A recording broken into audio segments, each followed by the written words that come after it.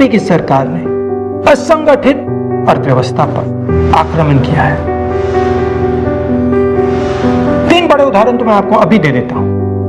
नोटबंदी, गलत जीएसटी और लॉकडाउन। नोटबंदी हिंदुस्तान के गरीब, किसान, मजदूर और छोटे दुकानदार पर आक्रमण था। नोटबंदी हिंदुस्तान की असंगठित अर्थव्यवस्था पर आक्रमण था। 8 नवंबर 8 बजे 2016 प्रधानमंत्री जी ने नोटबंदी का निर्णय लिया। 500 रुपए, 1000 रुपए का नोट रद्दी कर दिया। पूरा हिंदुस्तान बैंक के सामने जाके खड़ा हुआ। आपने अपना पैसा, अपनी आमदनी बैंक के अंदर डाली। पहला सवाल, काला धन मिटा? नहीं। दूसरा सवाल, हिंदुस्तान के गरीब जनता को नोटबंदी से क्या फायदा मिला? जवाब, कुछ नहीं।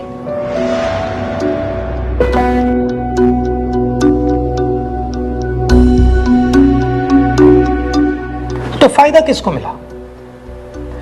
फायदा हिंदुस्तान के सबसे बड़े अरबपतियों को मिला। कैसे? आपका जो पैसा था, आपके जेब में से, आपके घरों में से निकालकर उसका प्रयोग सरकार ने इन लोगों का कर्जा माफ करने के लिए किया।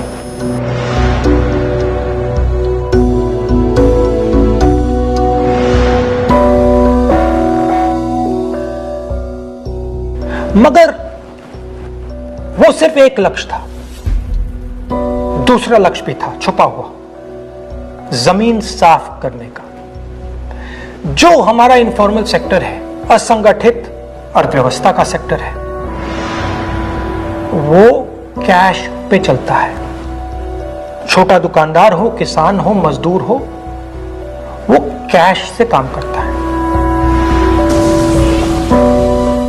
नोटबंदी का दूसरा लक्ष्य, जो जमीन साफ करने का लक्ष्य, असंगठित अर्थव्यवस्था के सिस्टम से नगद कैश को निकालने का। प्रधानमंत्री ने स्वयं कहा कि वो कैशलेस इंडिया चाहते हैं, कैशलेस हिंदुस्तान चाहते हैं। अगर कैशलेस हिंदुस्तान होगा तो असंगठित अर्थव्यवस्था तो खत्म हो जाएगी। नुकसान किसको हुआ? किसानों को, मजदूरों को, छोटे दुकानदारों को, स्मॉल एंड मीडियम बिजनेस वालों को, जो कैश का प्रयोग करते हैं, जो बिना कैश जी ही नहीं सकते। नोटबंदी हिंदुस्तान के गरीब, किसान, मजदूर और छोटे दुकानदार पर आक्रमण था। नोटबंदी हिंदुस्तान की असंगठित अर्थव्यवस्था पर आक्रमण था। और हमें इस आक्रमण को पहचानना पड़ेगा और पूरे देश को मिलकर इसके खिलाफ लड़ना पड़ेगा।